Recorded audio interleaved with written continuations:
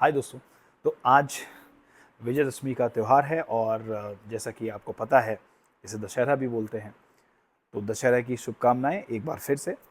और आज मैं कोई स्टॉक मार्केट के बारे में बात नहीं करूंगा। आज कुछ ऐसे वाक़ये के बारे में बात करूंगा जो रिसेंटली मुझे देखने को मिला और मैं बहुत खुश हूँ इस बात को लेकर के कि कुछ ऐसे लोग भी हैं जो जिन्हें हम बुद्धिजीवी कहते हैं, जिन्हें हम इंसान कहते हैं, इंसान की कैटेगरी में रखते हैं।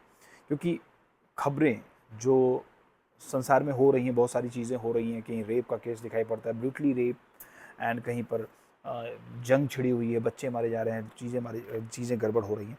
उसके बीच में एक छोटा सा एक अपोजिशन मैंने देखा। ये छोटा नहीं कहा जाएगा, ये बहुत बड़ा अपोजिशन है, क्योंकि इस अपोजिशन की ज़रूरत जो है, ये अपोजिशन पूरे संसार से होना चाहिए। और जैसा कि मैं देख पा रहा हूँ बहुत सारे लोग इसमें डिवाइड हैं और ये अच्छी बात नहीं है किसी भी ह्यूमैनिटी के लिए, खासकर इस पृथ्वी पे। अभी कुछ यूएन का मीटिंग हुआ 26 सितंबर और 25 सितंबर को, कुछ ऐसा हुआ, लास्ट फ्राइडे को आई थिंक हुआ था। तो उस टाइम में देखने को मिला कि जैसे ही इज़राइल के जो प्राइम मिनिस्टर हैं नेतन्याहू, बेंजामिन नेतन्याहू, वो जैसे ही वॉक इन करते हैं स्टेज की तरफ, तो उस वक्त ही कुछ जो बुद्धिजीवी और ह्यूमनिटी को सपोर्ट करने वाले जो कंट्रीज़ के वहाँ पर जो जो जो लोग रहते हैं, वो तुरंत वॉकआउट कर जाते हैं ताली बजाते हुए। तो मुझे काफ़ी अच्छा लगा वो मूवमेंट, वो चीज़ें देख करके, क्योंकि हर तरफ इसका विरोध तो हो रहा है लेकिन उसको कुचला भी जा रहा है विरोध को।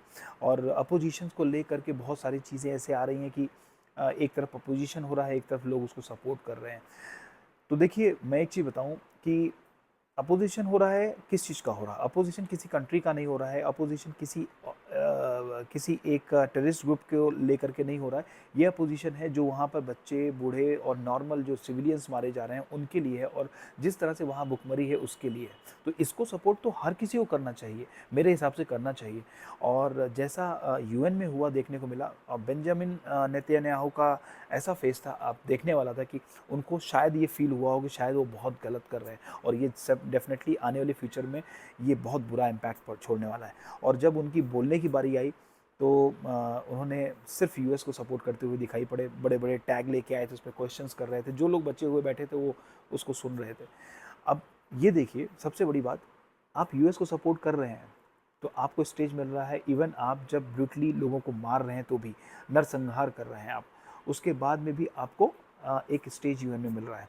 लेकिन वहीं पर ब्रूटली नरसंहार करने वाले को फांसी भी चढ़ाई गई थी कुछ सालों पहले, जैसे कि इराक में सद्दाम हुसैन को, उनको बुला के यूएस में फांसी चढ़ाई गई थी। यहाँ पर उल्टा है, क्योंकि यूएस को सपोर्ट है वहाँ पर। तो आप क्या सोचते हैं इसके